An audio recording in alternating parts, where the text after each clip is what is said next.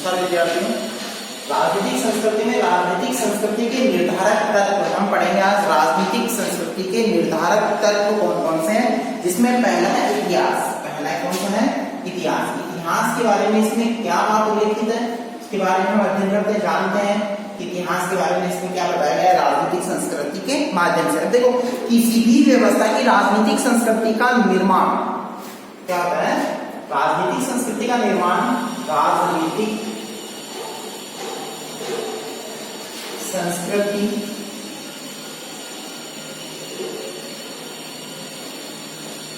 का निर्माण, देखो राजनीतिक संस्कृति का जो निर्माण है वो कैसे होता है कि विकास उस देश की ऐतिहासिक परंपराओं, मतलब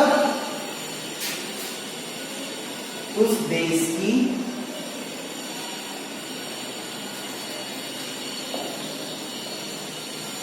ऐतिहासिक क्या है? ऐतिहासिक परंपराओं, ऐतिहासिक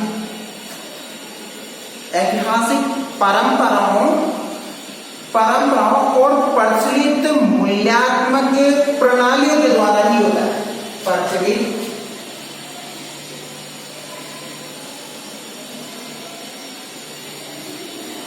मूल्यात्मक मतलब प्रचलित मूल्यात्मक प्रणालियों के द्वारा ही होता है। मूल्यात्मक प्रणालियों द्वारा ही होता है। क्या बताया गया इसमें कि राजनीतिक संस्कृति का निर्माण उस देश की ऐतिहासिक परंपराओं और परंपराओं में भी कौन सी? प्रचलित मूल्यात्मक प्रणालियों द्वारा ही राजनीतिक संस्कृति का क्या होता है? निर्माण होता है।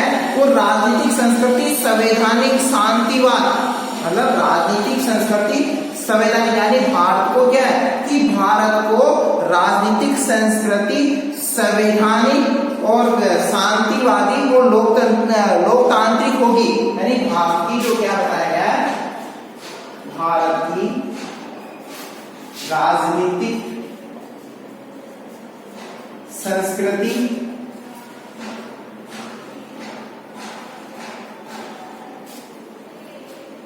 संवैधानिक शांतिवादी, मतलब क्या बताया गया है कि भारत की राजनीतिक संस्कृति संवैधानिक और शांतिवादी लोकतांत्रिक होगी। शांतिवादी तथा लोकतांत्रिक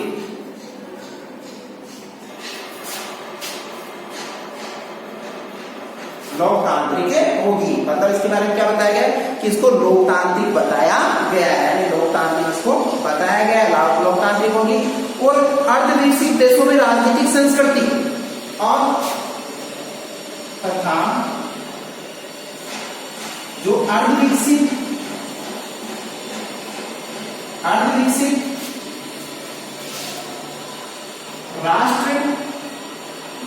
राष्ट्रों में राजनीतिक संस्कृति क्या होगी? हिंसक होगी। मतलब जो अर्धविकसित जो राष्ट्र है उन राष्ट्रों में राजनीतिक संस्कृति कैसी बताई गई है? हिंसक बताई गई है। जबकि ये भारत की राजनीतिक संस्कृति की बात की जाए तो संवैधानिक शांतिवादी और लोकतांत्रिक राजनीतिक संस्कृति के बारे में बताया गया कि भारत के अंदर इस प्रकार की राजनीतिक संस्कृति होगी। जो अर्धविकसित राष्ट्र है वहां पे राजनीतिक संस्कृति कैसी बताई गई है? हिंसक राजनीतिक संस्कृति बताई गई है। और इसके बारे में परिणाम ये बताया गया है कि फ्रांस की राजनीतिक संस्कृति फ्रांस की क्रांति का परिणाम है। और फ्रांस की जो राजनीतिक संस्कृति वो कैसी बताई गई है?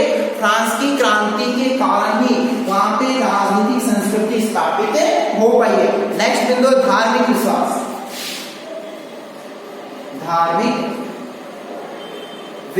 अब देखो, धार्मिक विश्वास के तहत इसमें क्या बताया गया उसके बारे में अध्ययन करते हैं कि धार्मिक विश्वास में बताया गया है कि कि वर्तमान में धर्म राजनीतिक संस्कृति के निर्माण में, क्या बताया गया है, धर्म वर्तमान में धर्म राजनीतिक संस्कृति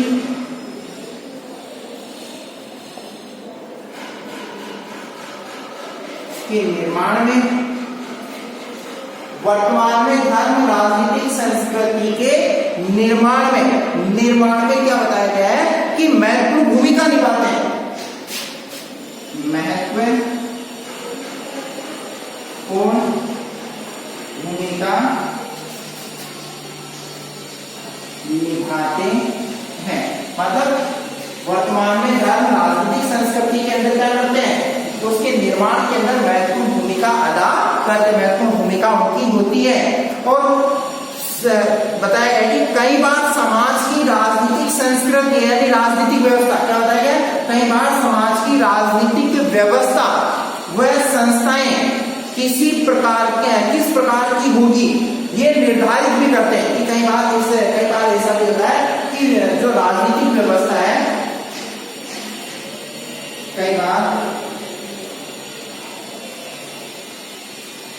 राजनीतिक व्यवस्था, अब राजनीतिक व्यवस्था तो बताइए, राजनीतिक व्यवस्था के बारे में ये बताया गया है कि राजनीतिक व्यवस्था व संस्थाएं इस बात को भी निर्धारित करती है, संस्थाएं, राजनीतिक व्यवस्था व संस्थाएं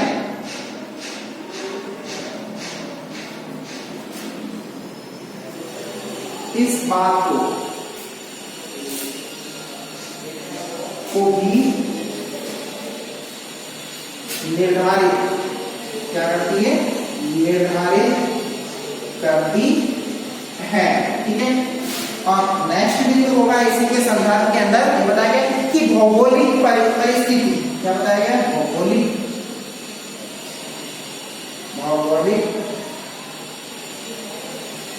परिस्थिति, भौगोलिक परिस्थिति के अंतर्गत क्या बताया गया है कि भौगोलिक परिस्थिति के अंतर्गत ये बताया गया है कि देश की भौगोलिक स्थिति, उपलब्ध संसाधनों, मतलब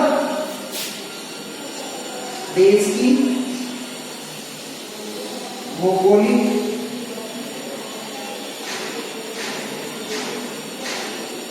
संस्कृति, उपलब्ध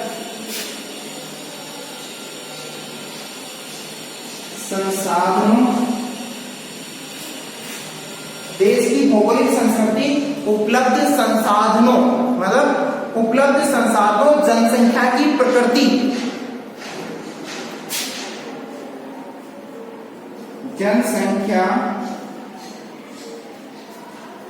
की प्रकृति, मतलब जनसंख्या की प्रकृति यानी जनसंख्या की प्रकृति की भी उस देश की राजनीतिक संस्कृति के निर्माण में महत्वपूर्ण भूमिका निभाती है। जनसंख्या की प्रकृति भी उस देश में राजनीतिक संस्कृति के निर्माण में सहयोग करती है। मतलब राजनीतिक संस्कृति के निर्माण के अंदर इसकी जनसंख्या के और जो उपलब्ध जो भौगोलिक दशा है वो भी इसमें क्या करती है, निर्भर करती है, भूमिका निभाती है। ठीक है, अब दूसरी चीज इसी के अंतर्गत देखो बताई गई है निर्माण में जो भूमिका होती है। और भारत जैसे विशाल देश, कौन से देश के अंदर, भारत जैसे विशाल देश में, भारत जैसे विशाल देश में भौगोलिक परिवेश वाले देश की राजनीतिक संस्कृति, भारत जैसे विशाल देश में भौगोलिक परिवेश वाले देश में राजनीतिक संस्कृति निश्चित रूप से छोटे से यूरोपीय अथवा अफ्रीकी देश से भिन्न होगी। मतलब भारत की राजनीतिक संस्कृति क्या रहेगी, यूरोप के जो देश है, जो छोटे छोटे देश है, उनसे हमारी जो राजनीतिक संस्कृति है दोनों के अंदर क्या पाई जाएगी, भिन्नता पाई जाएगी। हमारा विशाल देश है उसी तरह की राजनीतिक संस्कृति है, यहाँ की राजनीतिक व्यवस्था वैसी है। यही बात यूरोपीय राष्ट्रों की बात की जाए तो वहां की संस्कृति में और हमारी संस्कृति के अंदर क्या पाई जाएगी, भिन्नता पाई जाएगी। उनके अंदर हमारे और दोनों में क्या पाया जाएगा, अंतर पाया जाएगा। अब सामाजिक आर्थिक परिवेश जो होता है, सामाजिक आर्थिक परिवेश, सामाजिक व आर्थिक परिवेश के अंतर्गत क्या बताया है, देश का सामाजिक, धार्मिक और जातिगत, सामाजिक आर्थिक धार्मिक और जातिगत, यानी देश का क्या बताया गया, परिवेश, सामाजिक आर्थिक धार्मिक और जातिगत विभिन्नता, औद्योगिकरण और रूढ़िवादिता, विभिन्नता, औद्योगिकरण मतलब औद्योगिकरण, ठीक है, औद्योगिकरण और रूढ़िवादिता इत्यादि से, औद्योगिकरण और रूढ़िवादिता आदि से क्या होगा। अब आदि से मतलब क्या बताया गया है कि आदि से, इसमें ये चीज बताई गई है कि राजनीति के मतलब सामाजिक आर्थिक परिवेश के अंदर, सामाजिक व आर्थिक परिवेश में सामाजिक आर्थिक धार्मिक जातिगत विभिन्नता, औद्योगिकरण और रूढ़िवादिता आदि से राजनीतिक संस्कृति की प्रकृति निर्धारित होती है। मतलब राजनीतिक संस्कृति की प्रकृति तय होती है। क्या बताया गया कि आदि से राजनीतिक संस्कृति की प्रकृति क्या होती है, तय की जाती है। इससे इसकी प्रकृति क्या है, सुनिश्चित होती है। इसकी प्रकृति इससे क्या है, सुनिश्चित होती है। धार्मिक विश्वास मतलब धार्मिक विश्वास और मध्य पूर्व के देशों की राजनीतिक संस्कृति, धार्मिक विश्वास, धार्मिक विश्वास व मध्य पूर्व के देश, जो मध्य पूर्व के जो देश है उसके बारे में क्या बताया कि धार्मिक विश्वासों का प्रभाव और मध्य पूर्व के देशों की राजनीतिक संस्कृति, देशों की राजनीतिक संस्कृति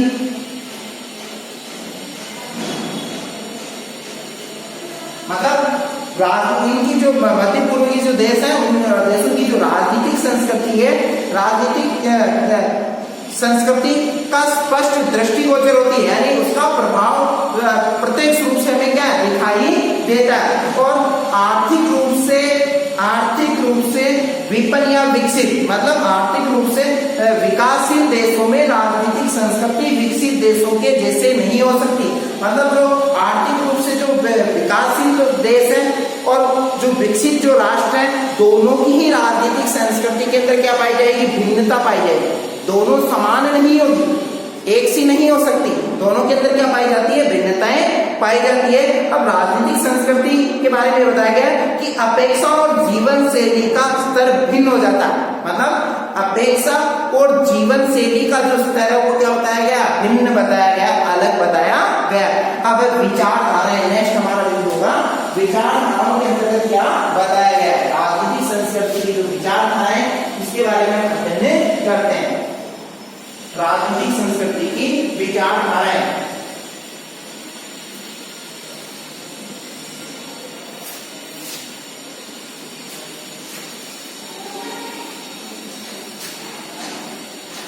राजनीतिक संस्कृति की विचारधाराएं,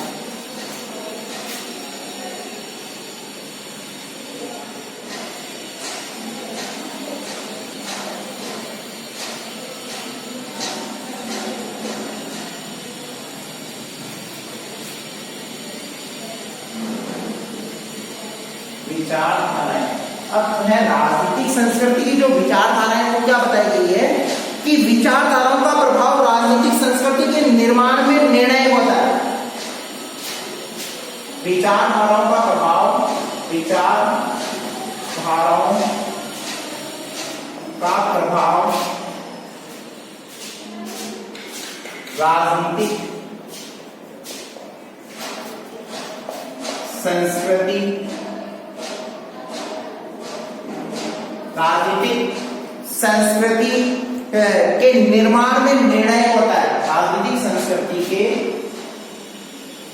निर्माण में क्या होता है? ये निर्णायक होता है। मतलब विचारधाराओं का प्रभाव राजनीतिक संस्कृति के निर्माण में क्या होता है? ये निर्णायक होता है, यानी इसकी भूमिका क्या होती है? निर्णायक होती है। और उदारवाद, मार्क्सवाद और पूंजीवाद, उदारवाद, मार्क्सवाद, पूंजीवाद, उदारवाद, मार्क्सवाद और पूंजीवाद, ये इनके मतलब जैसी विचारधाराओं ने राजनीतिक संस्कृति के विकास में सहायक भूमिका निभाते हैं। जैसी विचारधाराएं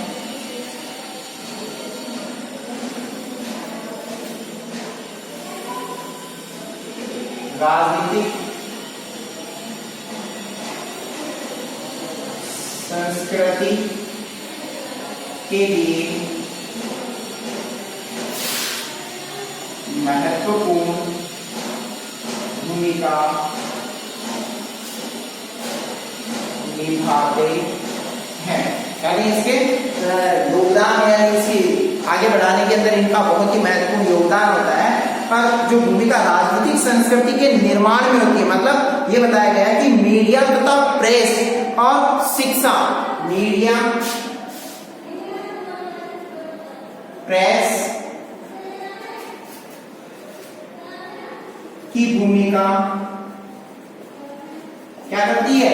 राजनीतिक संस्कृति, मतलब राजनीतिक संस्कृति के निर्माण में होती है, यानी इनकी भूमिका इनके राजनीतिक संस्कृति के निर्माण में होती है, यानी इसके निर्माण के अंदर इनकी भूमिका होती है।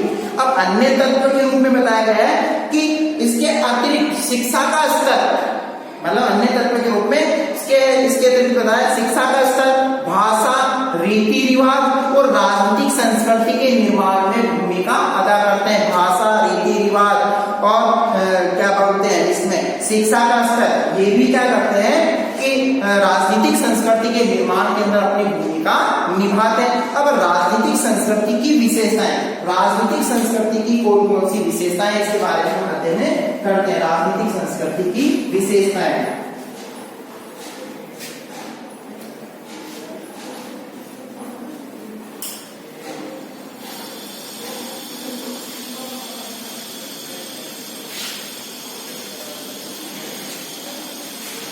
राजनीतिक संस्कृति की विशेषताएं।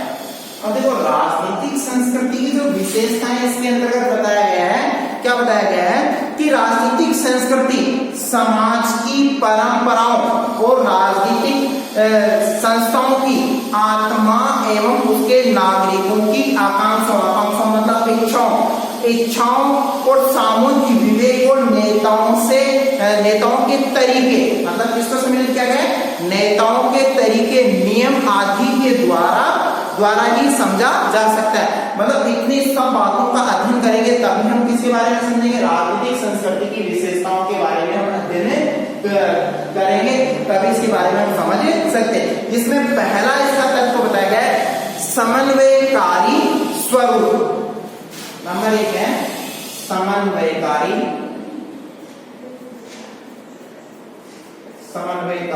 स्वरूप। समन्वयकारी स्वरूप के अंतर्गत क्या बताया गया है राजनीतिक संस्कृति के लिए कि राजनीतिक संस्कृति में अनेक नवीन जीवन मूल्य आते हैं। अनेक नवीन जीवन मूल्य आते हैं, मतलब अनेक प्रकार के नए नए जीवन मूल्य इसके अंदर क्या किए गए, समाहित किए गए राजनीतिक संस्कृति के अंदर। ठीक है, तो राजनीतिक संस्कृति की विशेषता इन समन्वय करने की होनी चाहिए। मतलब राजनीतिक संस्कृति की विशेषता राजनीतिक संस्कृति की विशेषता इनके मूल्यों को समन्वय करने की होनी चाहिए। ठीक है, नेक्स्ट मूल्य होगा हमारा राजनीतिक संस्कृति की विशेषताओं के अंतर्गत नैतिक मूल्यों के प्रति समर्पण। नैतिक मूल्यों के प्रति क्या बताया गया, समर्पण। नैतिक मूल्यों के प्रति समर्पण क्या बताया गया है, किसमें बताया गया है कि राजनीतिक संस्कृति के नैतिक मूल्यों के समर्पण की आवश्यकता होती है। मतलब नैतिक मूल्यों का समर्पण आवश्यक होता है। मतलब नैतिक मूल्यों का समर्पण क्या होता है, अति आवश्यक होता है। नैतिक मूल्यों का समर्पण आवश्यक होता है। ठीक है, अब नैतिक जो मूल्य है, मतलब बताया गया कि नैतिक मूल्य समाज का धार्मिक स्वरूप, मतलब नैतिक मूल्य की स्थापना में कभी समाज का धार्मिक स्वरूप, यानी नैतिक मूल्य की स्थापना में कभी समाज का धार्मिक स्वरूप योगदान देता है। मतलब धार्मिक स्वरूप भी क्या देता है, योगदान देता है। कभी सत्ता व्यवस्था का स्वरूप और कभी सत्ता व्यवस्था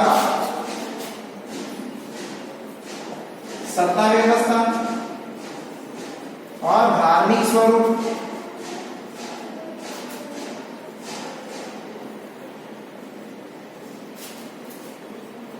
नैतिक मूल्य स्थापित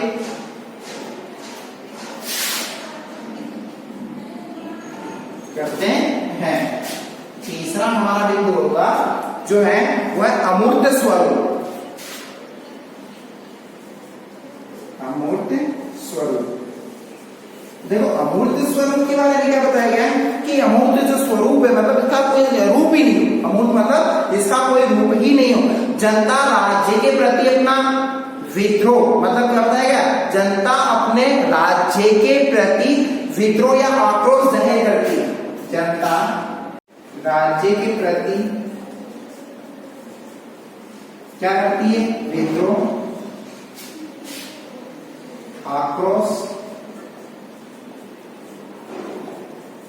करती। मतलब जनता क्या कर रही है, राज्य के प्रति आक्रोश कर रही है। आक्रोश उत्पन्न हो रहा है, उसमें विद्रोह के भाव उत्पन्न हो रहे हैं जनता के अंदर। विद्रोह या आक्रोश के भाव जो उत्पन्न हो रहे हैं उसके अंदर राज्य के किसी कानून या कार्य के फलस्वरूप होता है। क्यों होता है ये, क्योंकि यह राज्य के कानून के प्रति होता है। मतलब ये किसके प्रति होता है, राज्य के कानून के खिलाफ होता है। मतलब उनको राज्य का कानून क्या नहीं है, पसंद नहीं है, इस वजह से इसकी खिलाफत इनके द्वारा की गई है। ठीक है, इनके खिलाफ इनका प्रदर्शन होता है और इनका जो प्रदर्शन इसके खिलाफ हो रहा है, ये रीजन इसका ये है कि जनता के मनो मस्तिष्क में विचार अमूर्त होते हैं। जनता के मस्तिष्क में विचार अमूर्त होते हैं। मतलब जनता के अंदर, जनता के जो दिमाग के अंदर जो मनोमस्तिष्क में जो विचार आ रहे हैं, वो विचार कैसे होते हैं, अमूर्त होते हैं। हमें पता नहीं है कि कैसे विचार की किस व्यक्ति के जहन के अंदर किस तरीके के विचार उत्पन्न हो रहे हैं। और इसी कारण क्या है कि अमूर्त स्वरूप के कारण जनता के मनोमस्तिष्क में विचार अमूर्त होते हैं और राजनीतिक संस्कृति को प्रभावित करते रहते हैं। जिससे राजनीतिक संस्कृति को प्रभावित करते हैं। जिससे किसको प्रभावित करते हैं? राजनीतिक संस्कृति को प्रभावित करते हैं। फिर गतिशीलता, हमारा अंतिम बिंदु होगा ये गतिशीलता। गतिशीलता क्या बताती है? राजनीतिक संस्कृति के संदर्भ में गतिशीलता ये बताती है कि व्यक्ति और समाज में जीवन मूल्य और परिस्थितियों और सामाजिक आवश्यकताओं के अनुसार बदलते रहते हैं। समाज में जीवन मूल्य,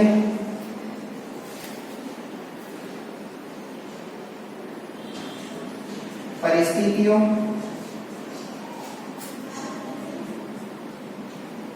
के अनुसार क्या करते हैं?